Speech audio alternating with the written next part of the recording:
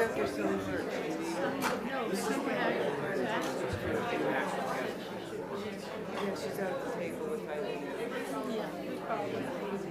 This part, so he's scarred. Bless their heart. Yeah.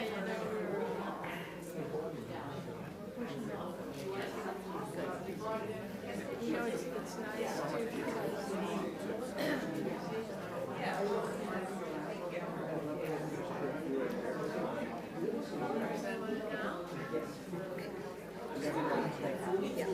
it's not one of them. Amen, brother.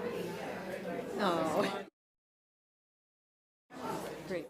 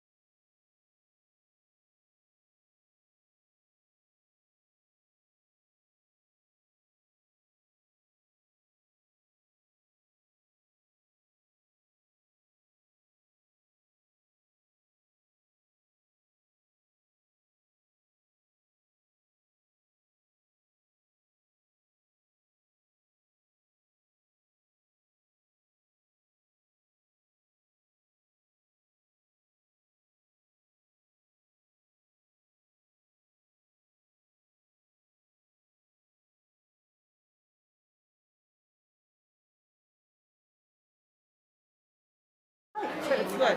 Yeah, and the fact that there were so many people from the tribute center, we now know what happened to the collection. You're on here. Yeah, no, fantastic. Come on, just if you have a minute, they're all in that row up there. I'm pushing these. We have it. Anyone without one is fair game. No. It's not our turn. I'll use it.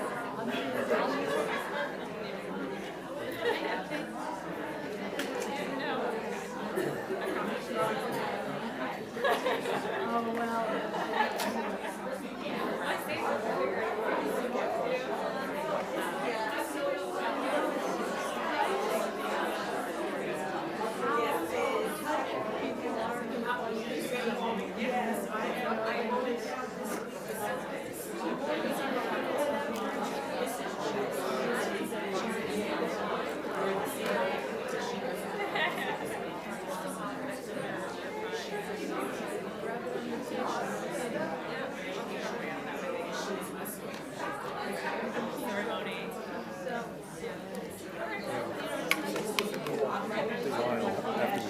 Well, that's fine. You guys are in charge. Okay. I'm just gonna try this malt box one more. Only when you're too busy.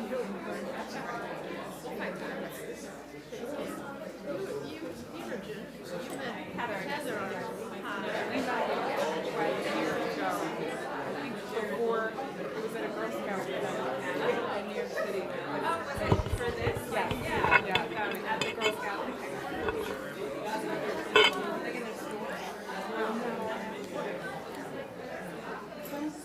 a breakfast and all the Girl Scouts were there. Oh, at our building.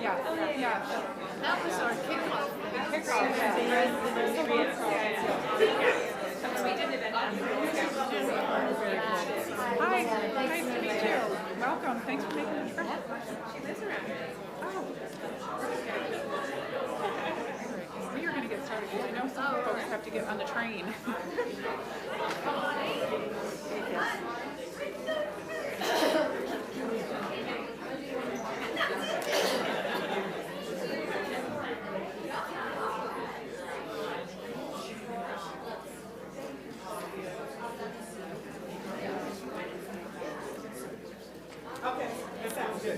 All right. Good afternoon, everyone. Am I good to go? Can you hear me? Can you just give me 30 seconds, please? Sure.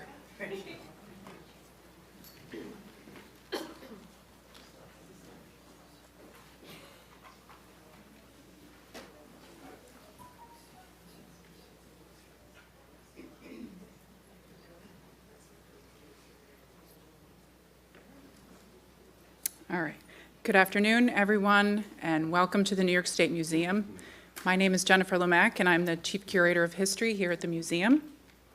To start things off, I would like to introduce Mark Shamming, our Deputy Commissioner of Cultural Education and the Director of the museum. Mark?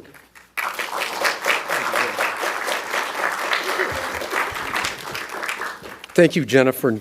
Good afternoon. It is my great pleasure to be here with you today. On behalf of New York State Board of Regents Chancellor Lester Young Jr., State Education Department Commissioner Betty Rosa, and Executive Deputy Commissioner Sharon Cates Williams, I'd like to welcome you all to the Huxley Theater here at the Cultural Education Center, which brings together the New York State Library, New York State Archives, and New York State Museum all under one roof. We will start with a brief video address from Governor Kathy Hochul, and then we will hear from SED Executive Deputy Commissioner Sharon Cates after a few brief remarks.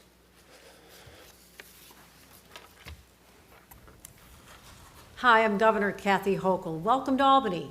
I'm sorry I couldn't be with you in person today, but I couldn't the opportunity to congratulate Monumental Women and the New York State Museum on this fantastic acquisition.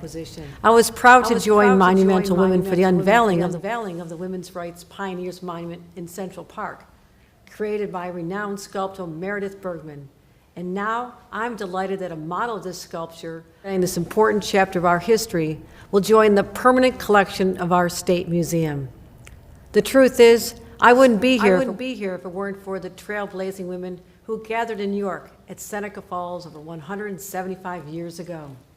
Women like Elizabeth Cady Stanton, Lucretia Mott, Mary Ann McClintock. It was there that the women's suffrage movement was truly born, with heroes like Sojourner Truth and Susan B. Anthony pushing the cause forward in the years that followed. And when more than 80 years later the goal of suffrage was still not reached, women like Alice Paul, Lucy Stone, and Ida B. Wells picked up the baton. New York would become one of the first states to grant women's full suffrage in 1917, and the U.S. 19th Amendment would follow 2 years later. And civil rights activists continued to fight for decades after to allow every American access to the ballot box, no matter their race or ethnicity. And they never, ever backed down. And they changed history. It's extraordinary what these women did. I'm reminded of their bravery, strength, and unrelenting commitment to equality every single day. That's why this is so personal to me. I know their struggles. I know they were denigrated, derided, and punished. I know what they went through just for people like me to have the right to vote. They gavelled into conventions where they proudly, boldly demanded their rights. They marched in the streets. They wrote passionate essays and made their case to those in power, they deserved their basic rights as citizens. They carried the torch of justice and equality, a torch that's now in our hands. I feel the weight of responsibility not just to hold this torch, but to pass it on and to make it glow even brighter, so more women can be guided by its light. While we celebrate the tremendous progress that's been made since those first spirited meetings in the Wesleyan Methodist Chapel, we still see systemic inequities that we must confront head-on. From the right to vote, to the right to access to abortion, the right to marry who you love, the right to equal pay, no matter who you are, we will be at your side to protect your rights. We will write the next great chapter of women's rights right here in New York together. Thank you.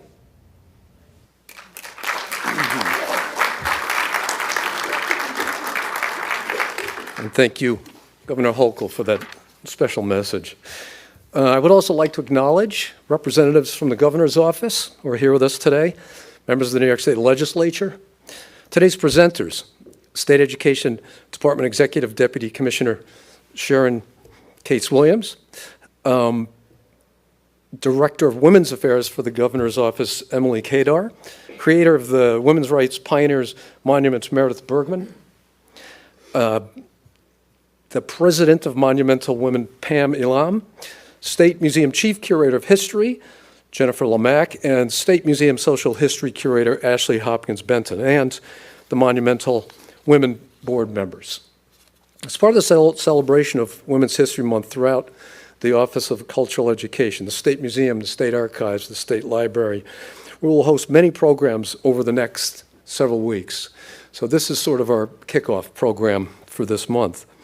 So as such, today's program is important for a host of reasons, not only to hear the voices and narratives from each of our wonderful speakers, but also to celebrate the donation of such an important work of art into the museum's permanent collection. We're truly thrilled to receive this donation and excited to formally view the Women's Rights Pioneers Monument 1/3 size model, which is such a fitting tribute to the three very influential and remarkable women in American history: Sojourner Truth, Susan B. Anthony, and Elizabeth Cady Stanton. Each of these extraordinary women were pioneers in the fight for women's rights and gender equality. And finally, at the New York State Museum, it is our mission to preserve stories, records, objects, and artifacts from our past and to share them for all, to learn about our collective history. It is through monuments like this one we are viewing today that we are reminded of the progress we've made as a society. Having this artwork as part of the museum collection will also create an upstate and downstate connection, because the original monument is in Central Park in New York City. Having this 1/3 size model represented right here in beautiful Albany ensures that all New Yorkers will be able to see it and learn about these historically significant women, even if they are unable to travel down to New York City to see the original.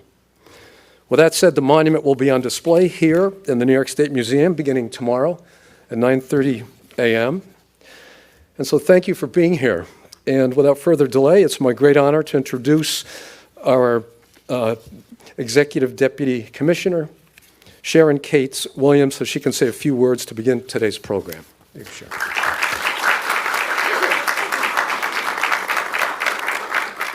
Thank you, Mark.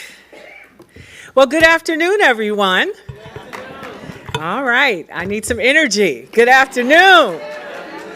The snow is melting. That's a good thing, right? Okay. So I want to welcome the representatives from Governor Kathy Hochul's office, members of the New York State Legislature, distinguished guests, colleagues, and friends. It is my pleasure to be here on this special occasion during Women's History Month and International Women's Day. That deserves a round of applause.